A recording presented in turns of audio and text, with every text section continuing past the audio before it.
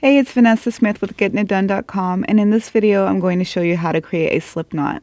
A slip knot is a very basic but useful thing to know because slip knots are used to begin most cast-ons.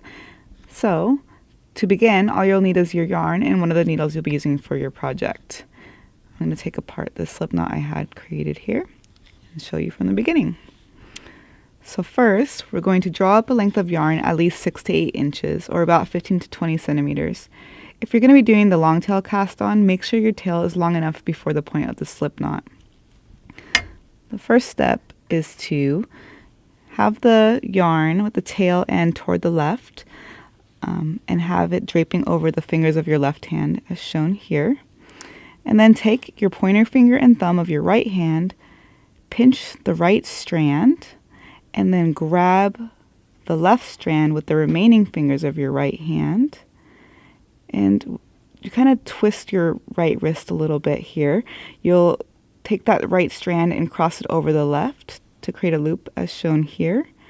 And then with the fingers of your left hand, you're going to grab the strand that's in the back right here and draw it up to create a loop. And then I usually turn it like that and put the needle in the loop that we created and draw that knot snug, and that is a slip knot. So I'll do it again to show you, and you can follow along if you'd like.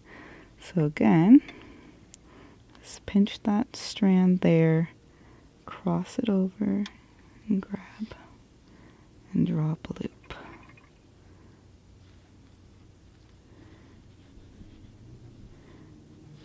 Grab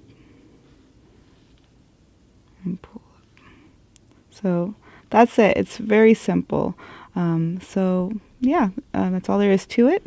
I hope that was helpful, and be sure to like and subscribe.